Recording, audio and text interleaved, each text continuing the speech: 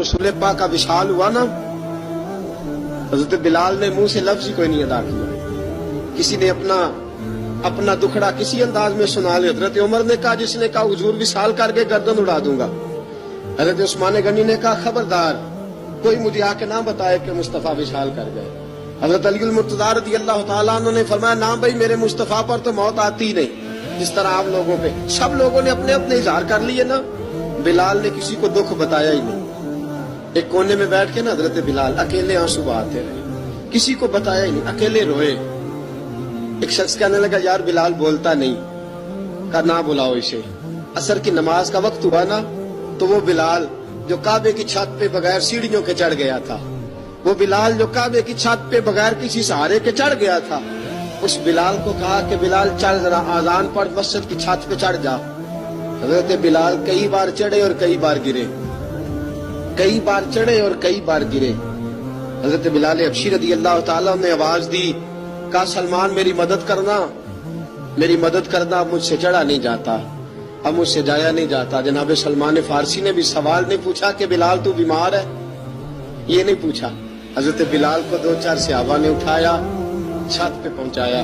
बिलाल ने अजान शुरू की।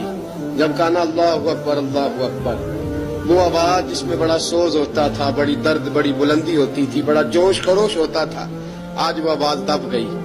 जब बिलाल ने कहा ना अशहदु अल्ला इलाहा इल्लल्लाह, तो हज़रत बिलाल रज़ी अल्लाह तआला अन्हु ने थोड़ी देर रोक के सांस लिया।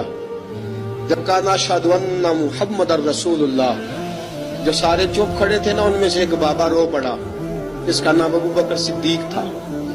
जब हजरत अबू बकर सिद्दीक की आंख में आंसू आया तो हजरत बिलाल छत के ऊपर जमीन पे गिरे, जमीन पे गिरे। पर कहा, अबू बकर ये ड्यूटी किसी और की लगा दे, ये ड्यूटी किसी और की लगा दे, अब मेरी रूह इजाजत नहीं देती, मुस्तफा करीम के बाद मुझे अजान नहीं पड़ी जाएगी। आपने वाकया सुन रखा है कि एक बार सहाबा ने बुलाया, दोबारा आए, हुजूर ख्वाब में मिले, कहा बिलाल तू आता क्यों नहीं? बिलाल छोड़ के चले गए थे, फरमाया मेरा यहाँ दिल नहीं लगता। मुल्क के शाम के शहर हलब में चले गए थे, छोड़ दिया था मदीना मुनव्वरा।